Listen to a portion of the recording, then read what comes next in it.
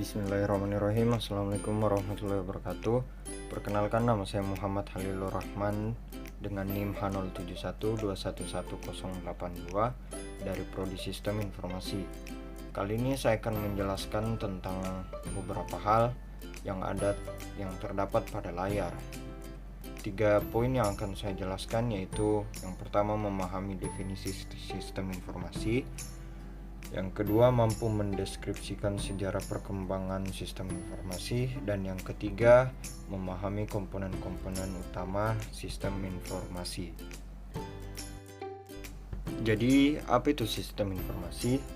Sistem informasi atau yang biasa disingkat dengan SI adalah kombinasi dari teknologi informasi dan aktivitas orang yang menggunakan teknologi itu untuk mendukung operasi dan manajemen. Dalam arti yang sangat luas, istilah sistem informasi sering digunakan merujuk kepada interaksi antara orang, proses algoritmik, data, dan teknologi. Dalam pengertian ini, istilah ini digunakan untuk merujuk tidak hanya pada penggunaan organisasi teknologi informasi dan komunikasi atau TIK, tetapi juga untuk cara di mana orang berinteraksi dengan teknologi ini dalam mendukung proses bisnis. Ada yang membuat perbedaan yang jelas antara sistem informasi dan komputer sistem TIK dan proses bisnis. Sistem informasi yang berbeda dari teknologi informasi dalam sistem informasi biasanya terlihat seperti memiliki komponen TIK. Hal ini terutama berkaitan dengan tujuan pemanfaatan teknologi informasi. Sistem informasi juga berbeda dari proses bisnis. SI membantu untuk mengontrol kerja proses bisnis. Alter berpendapat untuk sistem informasi sebagai tipe khusus dari sistem kerja. Sistem kerja ialah suatu sistem di mana manusia atau mesin melakukan pekerjaan dengan menggunakan sumber daya untuk memproduksi produk tertentu atau jasa bagi pelanggan. Sistem informasi ialah sistem kerja yang kegiatannya ditujukan untuk pengolahan, menangkap, transmisi, menyimpan, mengambil, memanipulasi, dan menampilkan informasi. Dengan demikian, sistem informasi berhubungan dengan sistem data di satu sisi dan sistem aktivitas di sisi lain. Sistem informasi biasa juga disebut dengan suatu bentuk komunikasi, di mana sistem data yang mewakili dan proses sebagai bentuk dari memori sosial. Sistem informasi juga dapat dianggap sebagai bahasa semi-formal yang mendukung manusia dalam pengambilan keputusan dan tindakan. Yang kedua, sejarah perkembangan sistem informasi. Yang pertama, periode pertama atau pre-mekanik. Pada periode ini, komunikasi menggunakan simbol untuk menyampaikan informasi. Pada tahun 3000 sampai 2000 sebelum Masehi, manusia menggunakan gambar juga untuk menyampaikan pesan.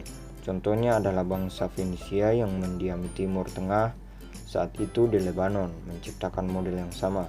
Bangsa Yunani kuno mengadaptasi simbol milik bangsa Fenisia dengan menambahkan huruf vokal yang membuatnya mudah digunakan.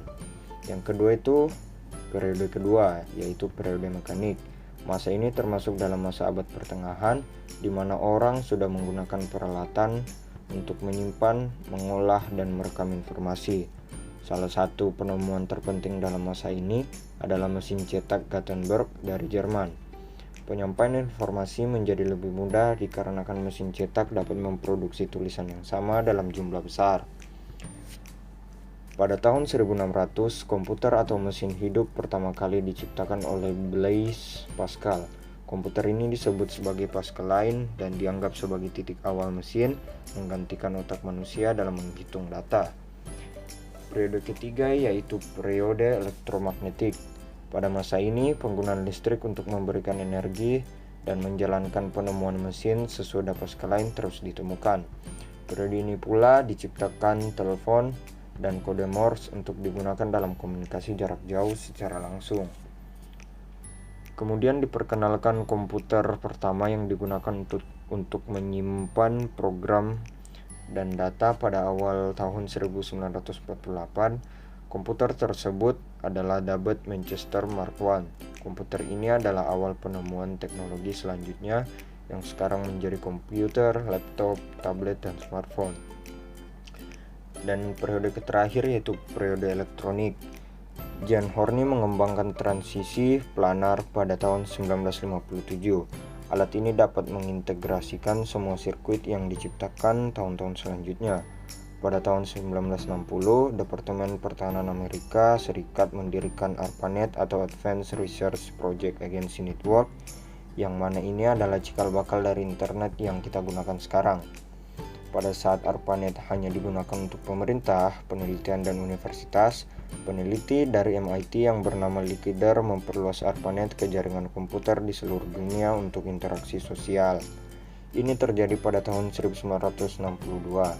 Kemudian pada tahun 1968, jaringan komputer di seluruh dunia memiliki dunia interaksi sosial. Andrew Gu, Gordon Moore, dan Robert Noyce telah menciptakan microchip pertama kalinya. Mereka lalu menjual rancangan tersebut kepada Intel untuk diproduksi secara massal.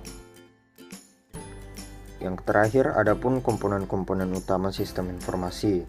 Komponen-komponen ini terdiri dari 8 komponen, yang dimana masing-masing komponen ini sangat berperan penting dalam sistem informasi. Komponen yang pertama yaitu komponen input atau komponen masukan. Yang kedua komponen model. Yang ketiga komponen output atau komponen keluaran. Yang keempat komponen teknologi. Yang kelima komponen basis data. Yang keenam komponen kontrol atau komponen pengendalian. Dan yang ketujuh komponen hardware. Dan yang terakhir komponen software. Tadi saya menjelaskan tentang komponen-komponen ini sangat penting dalam sistem informasi, karena jika salah satu dari komponen ini tidak ada, maka sistem informasi tidak bisa dijalankan, karena kedelapan komponen ini sangat berkaitan satu sama lain dan sangat membutuhkan satu sama lain. Jika ada salah satu yang tidak terpenuhi dari komponen ini, maka seperti yang saya bilang tadi, sistem informasi tidak dapat dijalankan. Contohnya seperti komponen basis data yang tidak dapat dipenuhi.